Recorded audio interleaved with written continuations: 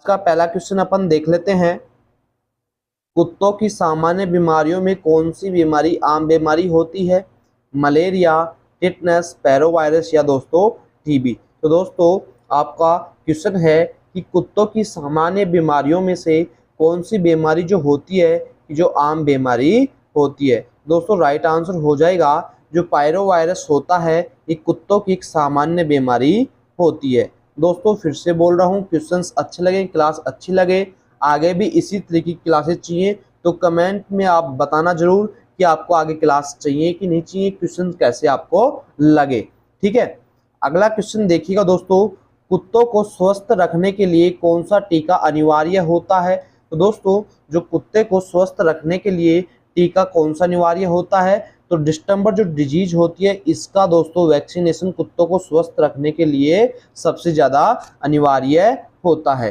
ठीक है, next question देखिएगा, जब कुत्ते को उल्टी हो रही हो तो उसे क्या देना चाहिए? दूध, चाय, पानी या कोई भी ठोस भोजन। दोस्तों जब कुत्ता उल्टी कर रहा होता है तो उसे दोस्तों वाटर देना चाहिए, पानी उसको देना चाहिए। जब भी कोई भी कुत्ता अगर उल्टी कर रहा हो तो उसे क्या देना चाहिए? पानी उसे पिलाना चाहिए। ठीक है, नेक्स्ट क्वेश्चन देखिएगा मेरे साथियों, कुत्तों के भोजन में कौन सा पोषक तत्व महत्वपूर्ण होता है? कुत्ते जो होते हैं उनके फूड यानी भोजन में कौन सा पोषक तत्व महत्वपूर्ण होता है? विटामिन सी, फाइबर, प्रोटीन या कार्बोहाइड्रेट। तो साथियों मैं आपको बता दूं यहाँ पे जो कुत्ते होते हैं उनके भोजन के अंदर कौन सा पोषक तत्व महत्वपूर्ण होता है? जो प्रोटीन होती है दोस्तों ये सबसे महत्वपूर्ण होती है कुत्तों के पोषक तत्वों में। ठीक है, नेक्स्ट क्वेश्चन देखिएगा, कुत्तों के स्वास्थ्य के लिए नियमित रूप से किस परीक्षण की सलाह दी जाती है? कि जो कुत्ते होते हैं उनके स्वास्थ्य के लिए नियमित रूप से कौन सा उनका परीक्षण करना चाहिए? दंत परीक्षण, रक्त परीक्षण, थायराइड परीक्षण या हार्ट परीक्षण। तो दोस्तों कुत्तों को नियमित रूप से स्वस्थ बनाए रखने या उनके स्वास्थ्य को बनाए रखने के लिए उनका ब्लड परीक्षण यानी ब्लड जो टेस्ट है वो आपको कराते रहना चाहिए। Option number B right answer. ठीक है, अगला क्वेश्चन आपका आता है, कुत्तों में हृदय गति की सामान्य स्थिति क्या होती है? यानी आपको उसकी हार्ट बीट बतानी है कि सामान्य स्थिति में जो डॉग होते हैं कुत्तों की हृदय गति क्या होती है। तो दोस्तों राइट आंसर हो जाएगा जो कुत्तों की हृदय गति होती है 120 से लेकर के 160 बीट प्रति मिनट, यानी एक मिनट में कितनी बार बीट होगा उसका हृदय? 120 से 160 जो नॉर्मल होता है सामान्य स्थिति में। यानी अपन बात कर सकते हैं कि एक हेल्थी कुत्ते की हृदय गति कितनी होती है? 120 से लेकर के 160 बीट प्रति मिनट तक होती है मेरे दोस्तों। ठीक है, अगला क्वेश्चन देखिएगा, यदि कुत्ते की त्वचा पर दाने या खुजली हो रही है तो यह किस समस्या को संकेत देता है यानी हो सकती है? यदि जो तो कोई भी कुत्ता है अगर उसकी त्वचा पर दाने हो गए हों या खुजली हो रही हो तो यह किस समस्या की ओर संकेत देता है? वायरल संक्रमण, बैक्टीरियल संक्रमण, एलर्जी या हृदय रोग। दोस्तों त्वचा पर दाने या खुजली होना किसकी ओर संकेत करेंगे? एलर्जी की ओर। दोस्तों ये संकेत करते हैं उस लोगों को, कुत्ते को क्या हो गई है? एलर्जी हो गई है, त्वचा से संबंधित यानी स्किन रोग उसे हो गया है। ठीक है, अगला क्वेश्चन देखिएगा, कुत्तों को पेट की समस्या जैसे दस्त या कब्ज से राहत देने के लिए कौन सी बात ध्यान में रखनी चाहिए? कि जो कुत्ते होते हैं उनको पेट की समस्या जैसे दस्त और कब्ज से राहत देने के लिए कौन सी बात ध्यान में रखनी चाहिए?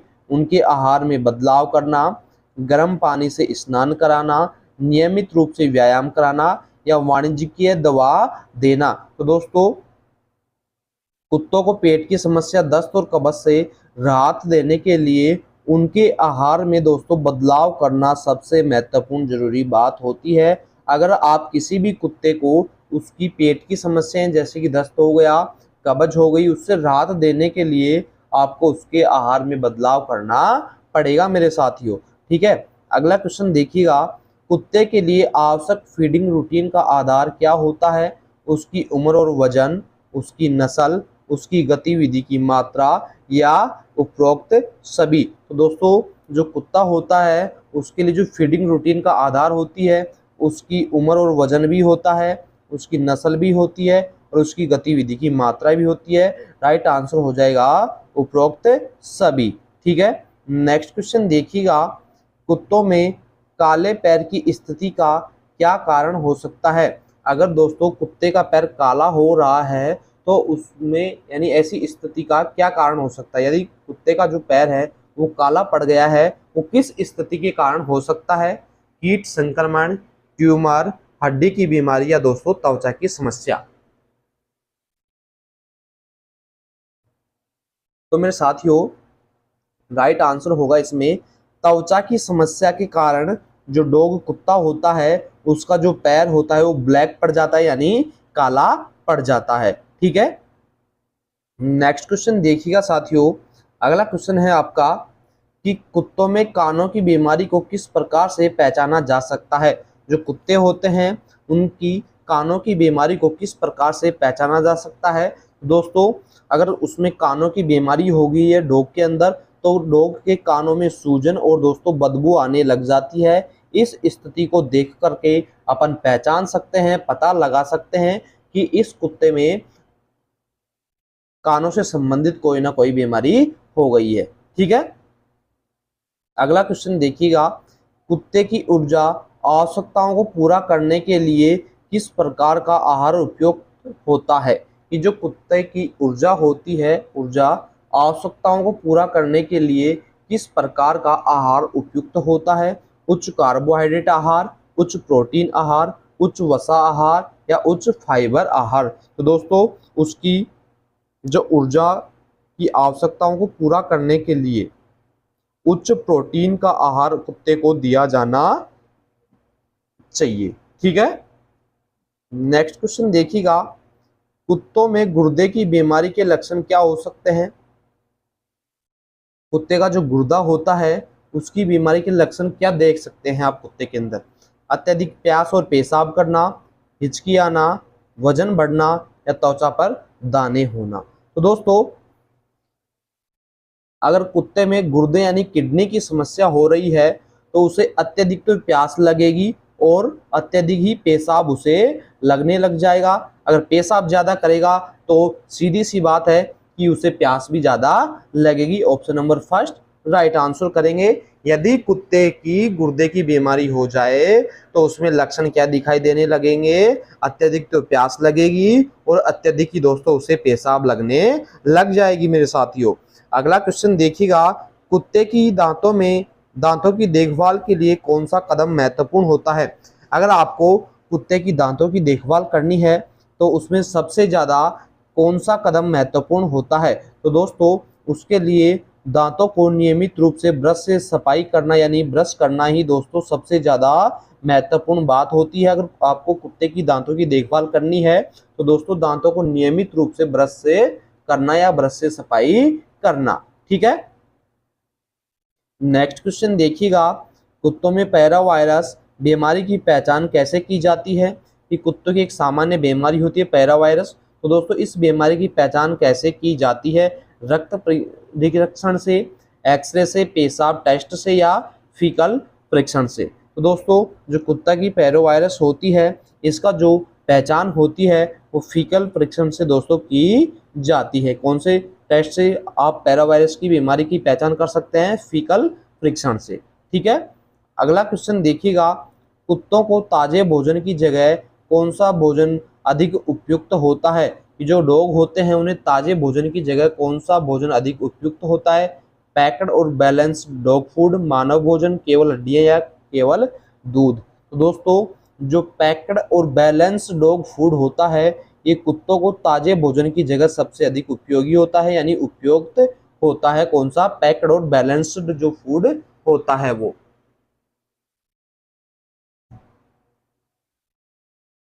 नेक्स्ट क्वेश्चन देखिएगा, कुत्तों में डिस्टेंपर का टीका कब देना चाहिए।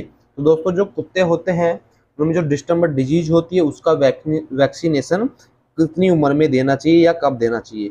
दोस्तों कुत्ते का जब जन्म हो जाता है तो जन्म के 2 महीने के बाद में डिस्टेंबर डिजीज का वैक्सीनेशन टीकाकरण किया जाना चाहिए कुत्ते के अंदर।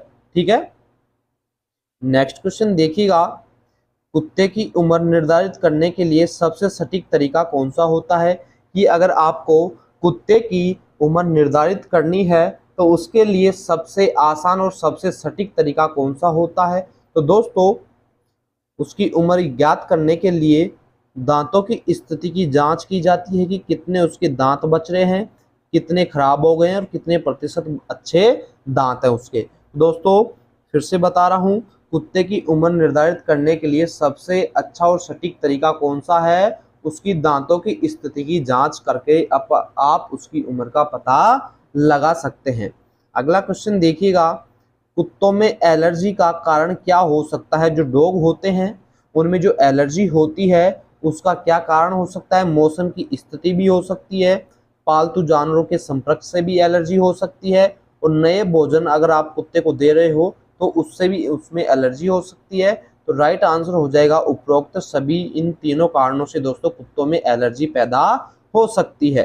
ठीक है, नेक्स्ट क्वेश्चन देखिएगा, कुत्तों में लाइम डिजीज का मुख्य कारण क्या होता है? बैक्टीरिया, वायरस, परजीवी या दोस्तों फंगस? तो दोस्तों, जो लाइम डिजीज होती है एक परजीवी डिजीज होती है। तो दोस्तों, कुत्तों में जो लाइम डिजीज होती है किसके कारण से फैलती है? मुख्यतः परजीवी के कारण से दोस्तों लाइम डिजीज होती है। ठीक है, नेक्स्ट क्वेश्चन देखिएगा, कुत्तों के पिल्लों के लिए उचित सामाजिकरण की शुरुआत कब करनी चाहिए? तो दोस्तों, जो कुत्तों के पिल्ले होते हैं यानी कुत्ते के जो पिल्ले होते हैं, पप्स होते हैं, उनके लिए उचित सामाजिकरण की शुरुआत कब करनी चाहिए? जन्म के पहले हफ्ते में, जन्म के बाद 3 से 4 सप्ताह, या जन्म के बाद 6 महीने में, या जन्म के बाद 1 साल के अंदर? तो दोस्तों, जो कुत्ते के पिल्ले होते हैं उनके सामाजिकरण करने के लिए दोस्तों जन्म के बाद यानी 3 से 4 सप्ताह के बाद में उसे सामाजिकरण की शुरुआत करनी चाहिए। ठीक है, नेक्स्ट क्वेश्चन देखिएगा, कुत्तों के आवासीय क्षेत्र यानी कैनल को साफ और सुरक्षित रखने के लिए सबसे अच्छा तरीका कौन सा होता है? तो दोस्तों, जो कुत्तों का आवासीय स्थान होता है, कैनल क्षेत्र होता है, तो उसे सुरक्षित रखने के लिए और साफ करने के लिए सबसे अच्छा तरीका कौन सा होता है? नियमित रूप से तो सैनिटाइजर का उपयोग करना ही दोस्तों ये सबसे अच्छा तरीका होता है। यानी जो कुत्ते का आवास स्थान होता है, कैनल एरिया होता है, उसको साफ और सुरक्षित करने के लिए क्या किया जाना चाहिए? नियमित रूप से दोस्तों सैनिटाइजर का उपयोग किया जाना चाहिए। ठीक है, नेक्स्ट क्वेश्चन देखिएगा, कुत्तों की प्रजनन प्रबंधन के लिए सबसे महत्वपूर्ण बात कौन सी होती है? यानी क्या है? कुत्तों की जो प्रजनन प्रबंधन के लिए सबसे महत्वपूर्ण बात कौन सी होगी? सही समय पर टीकाकरण, सही आहार और पोषण, नियमित शारीरिक परीक्षण या उपरोक्त सभी? तो दोस्तों, कुत्तों का जो प्रजनन प्रबंधन होता है उसके लिए सही समय पर कुत्ते का टीकाकरण किया जाना भी उचित होता है। सही आहार और पोषण देंगे तभी दोस्तों कुत्ता मेल या फीमेल जो दोनों होते हैं, डॉग और बिच, वो प्रजनन प्रबंधन के योग्य होते हैं। और दोस्तों, नियमित शारीरिक परीक्षण भी उनका किया जाना चाहिए। तो ये तीनों की तीनों स्थिति सबसे महत्वपूर्ण होती है कुत्तों के प्रजनन प्रबंधन के लिए। तो दोस्तों, राइट आंसर करेंगे ऑप्शन नंबर डी, उपरोक्त सभी। ठीक है, नेक्स्ट क्वेश्चन देखिएगा, एक कैनल में नए कुत्तों को शामिल करने से पहले क्या करना चाहिए? यानी आप एक जो कैनल क्षेत्र है यानी जो कुत्तों का रहने का स्थान है उसमें आपको एक नया कुत्ता शामिल करना है, तो सबसे पहले आप कुत्ते में क्या करना चाहेंगे? तो दोस्तों, उन्हें अलग से संगरोध में रखना चाहिए। यानी कुछ दिन उस कुत्ते को दोस्तों अलग से संगरोध में आपको रखा जाना चाहिए। उसी के बाद में आपको कैनल क्षेत्र में दोस्तों उस कुत्ते को आगे डालना चाहिए। ठीक है, अगला क्वेश्चन देखिएगा, कुत्तों के व्यवहारिक समस्याओं को सही तरीके से समझने के लिए सबसे अच्छा तरीका कौन सा होता है? कि जो डॉग होता है उसकी व्यवहारिक समस्याओं को सही तरीके से समझने के लिए सबसे अच्छा तरीका कौन सा होता है? तो दोस्तों, इसके लिए पशु चिकित्सक से आपको परामर्श लेनी चाहिए, तभी आप उसकी व्यवहारिक समस्याओं का पता लगा सकते हैं चिकित्सक के परामर्श के अनुसार। ठीक है, अगला क्वेश्चन देखिएगा कि एक कैनल के लिए किस प्रकार के फर्श का चयन करना सबसे अच्छा होता है।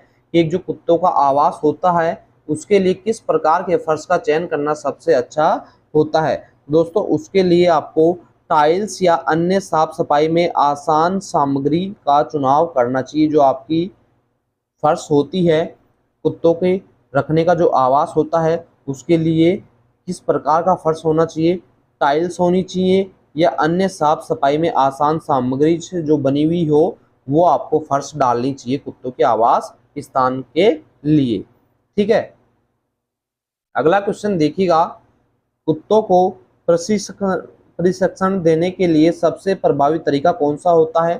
कि आप जब कुत्तों को दोस्तों एजुकेशन दे रहे हो, ठीक है, तो उसके लिए सबसे प्रभावी तरीका कौन सा होता है। सकारात्मक पुनर्, शारीरिक दंड, उपेक्षा या कठोर शब्दों का उपयोग।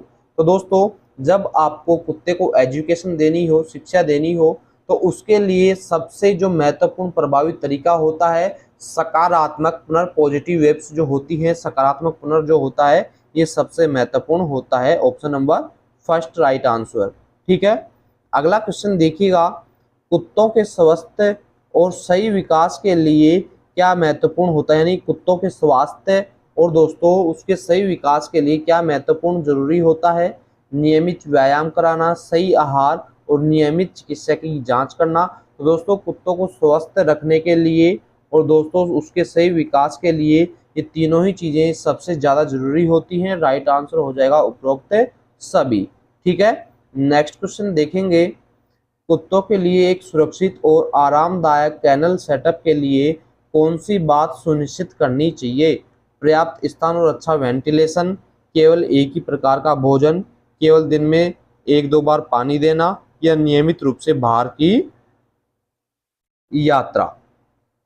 दोस्तों जो कुत्ते होते हैं एक सुरक्षित और आरामदायक कैनल सेटअप करने के लिए उनमें पर्याप्त स्थान होना चाहिए और एक अच्छा वेंटिलेशन होना चाहिए एक अच्छे कैनल के लिए। ठीक है, अगला क्वेश्चन देखिएगा, एक कैनल में कुत्तों के स्वास्थ्य की निगरानी के लिए कौन सा रिकॉर्ड रखना महत्वपूर्ण होता है।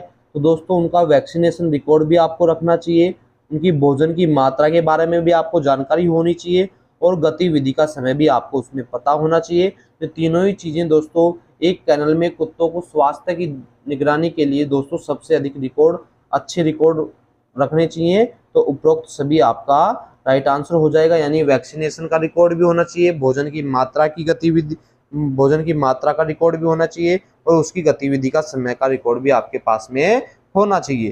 ठीक है, अगला क्वेश्चन देखिएगा, एक कैनल में कुत्तों के स्वास्थ्य के लिए सबसे अच्छा आहार क्या होना चाहिए। कि एक जो कैनल होता है, कैनल फिर से बता रहा हूं मैं आपको, कुत्तों के रखने का जो स्थान होता है, रहने का जो स्थान होता है उसे आप कैनल बोलते हैं। तो दोस्तों कुत्तों के स्वास्थ्य के लिए सबसे अच्छा आहार कौन सा उन्हें देना चाहिए। तो दोस्तों राइट आंसर हो जाएगा उच्च गुणवत्ता वाला जो वाणिज्यिक के डॉग फूड होता है ये कुत्ते को आपको देना चाहिए। ठीक है, नेक्स्ट क्वेश्चन देखिएगा, कुत्तों के लिए एक आदर्श जीवन शैली की योजना में कौन सी बात शामिल होनी चाहिए। जो डॉग होते हैं उनके लिए एक आदर्श जीवन शैली की योजना में कौन सी बात शामिल होनी चाहिए। दोस्तों उसके लिए दैनिक व्यायाम और खेल जो होता है उसकी आदर्श जीवन शैली में शामिल होनी चाहिए मेरे दोस्तों। नेक्स्ट क्वेश्चन देखिएगा, जब कुत्तों में आक्रामक व्यवहार देखा जाए तो सबसे अच्छा उपाय क्या होता है। जब कुत्तों के अंदर आक्रामक बिहेवियर देखा जाए तो सबसे अच्छा उपाय कौन सा होना चाहिए। तो दोस्तों उसके लिए आपके पास में पेशेवर ट्रेनर से परामर्श लेना सबसे अच्छी उपाय होता है। कि जब भी आपका कुत्ता आक्रामक व्यवहार दिखा रहा है तो तुरंत आपको एक पेशेवर ट्रेनर से परामर्श लेनी चाहिए। ठीक है, नेक्स्ट क्वेश्चन देखिएगा, एक कैनल में कुत्तों की देखभाल के लिए क्या सबसे महत्वपूर्ण होता है। कि जो कुत्तों का एक रहने का स्थान होता है उसमें दोस्तों कुत्तों की देखभाल के लिए सबसे महत्वपूर्ण क्या होता है। तो दोस्तों नियमित रूप से साफ सफाई और सैनिटेशन जो होता है उस जगह का वो रोजाना होता रहना चाहिए। ठीक है, यानी उस एरिया की साफ सफाई भी होनी चाहिए और सैनिटेशन भी उसका होना चाहिए।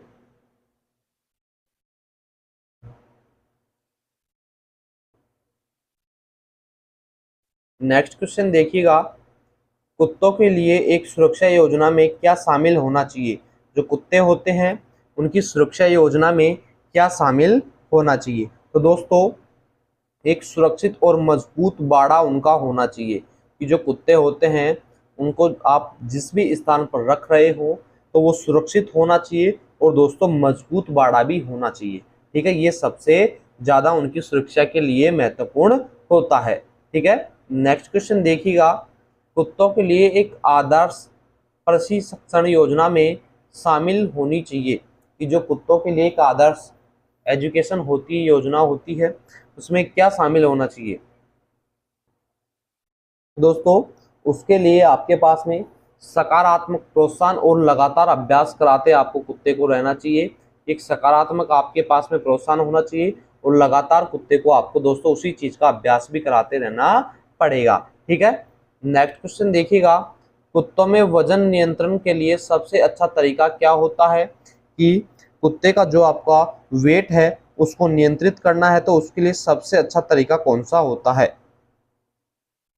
तो उसके लिए आपको सबसे पहले तो डॉग को बैलेंस फूड देना यानी संतुलित आहार देना है और नियमित रूप से दोस्तों उसे व्यायाम भी कराना चाहिए। इसी तरीके से दोस्तों आप कुत्ते का वजन को नियंत्रित रख सकते हैं, बैलेंस फूड और दोस्तों रोजाना नियमित व्यायाम से। नेक्स्ट क्वेश्चन देखिएगा, एक कैनल में कुत्तों के लिए चिकित्सा आपातकालीन योजना में क्या शामिल होना चाहिए? एक कैनल है, उसके लिए दोस्तों कुत्तों की चिकित्सा में जो आपातकालीन योजना होती है उसमें क्या शामिल आपको करना चाहिए? तो दोस्तों उसके लिए प्राथमिक चिकित्सा किट और आपातकालीन पशु चिकित्सक की जानकारी आपको होनी चाहिए। ठीक है, कि जब भी आपका कैनल क्षेत्र होता है उसमें अगर आपातकालीन चिकित्सा की जरूरत पड़ गई है तो उसके लिए दोस्तों सबसे पहले तो आपके पास में होना चाहिए क्या? प्राथमिक चिकित्सा का जो किट होता है वो होना चाहिए और आपातकालीन पशु की चिकित्सा की जानकारी आपको भी होनी चाहिए। Option number first right. ठीक है, अगला क्वेश्चन देखिएगा, कुत्तों के मानसिक स्वास्थ्य को बनाए रखने के लिए क्या महत्वपूर्ण होता है? कि जो डॉग होते हैं उनके मानसिक स्वास्थ्य को दोस्तों बनाए रखने के लिए क्या सबसे ज़्यादा जरूरी होता है? तो उसके लिए मानसिक उत्तेजना और सामाजिक जो संपर्क होता है दोस्तों ये सबसे महत्वपूर्ण होता है। ठीक है, नेक्स्ट क्वेश्चन देखिएगा साथियों, एक कैनल में कुत्तों की सुरक्षित परिवहन के लिए कौन सा उपाय महत्वपूर्ण होता है? कि कैनल होता है उसमें कुत्तों की सुरक्षित परिवहन के लिए कौन सा उपाय सबसे अधिक महत्वपूर्ण होता है? तो दोस्तों सुरक्षित और आरामदायक क्रेट का उपयोग करना ही दोस्तों इनके लिए सबसे सुरक्षित परिवहन माना जाता है। ठीक है, नेक्स्ट क्वेश्चन देखिएगा, कुत्तों की हड्डियों की संरचना में कौन सी हड्डी कपाल की सबसे बड़ी हड्डी होती है? कि कुत्तों की जो बोन्स की संरचना होती है, स्ट्रक्चर होती है, उनमें से कौन सी हड्डी जो बोन्स होती है कपाल की सबसे बड़ी हड्डी होती है दोस्तों? सेफेनॉइड, फ्रंटल, पेरिटियल या ऑक्सीपिटल? तो दोस्तों जो सबसे बड़ी हड्डी होती है कौन सी? फ्रंटल जो बोन होती है, जो कपाल की सबसे बड़ी बोन होती है डॉग के अंदर। ठीक है, नेक्स्ट क्वेश्चन देखिएगा, कुत्तों के पीठ की हड्डियों को क्या कहा जाता है?